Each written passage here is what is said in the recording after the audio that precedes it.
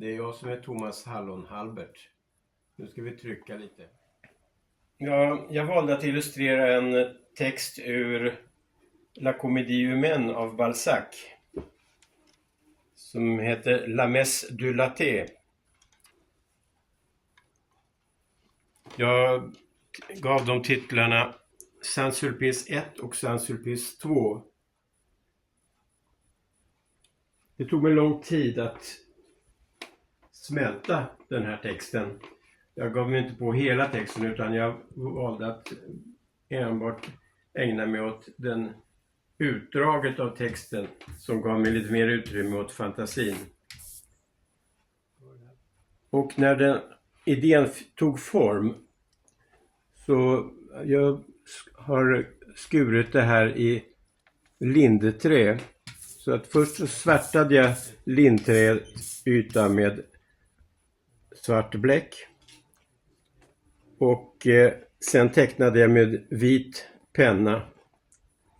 Och sen så skar jag direkt efter den teckningen.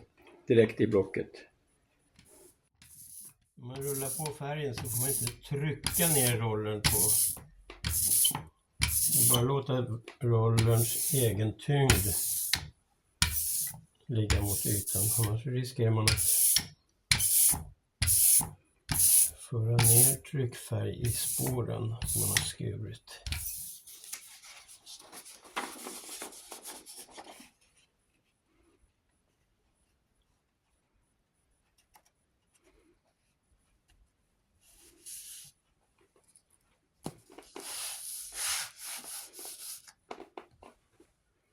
Så.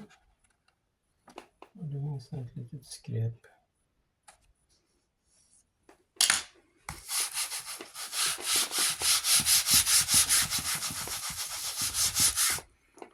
Nu fuskar jag lite, ser jag.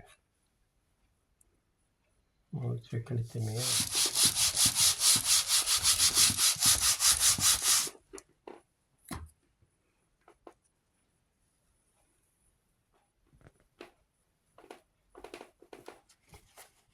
Det är lite bättre.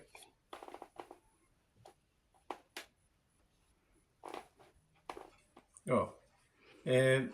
Min inspiration, den får jag från många håll, men bland annat så är jag inspirerad av den här serien böcker som gavs ut från 20-talet till fram till 40-talet i Frankrike som kallas för Le Livre de Demain.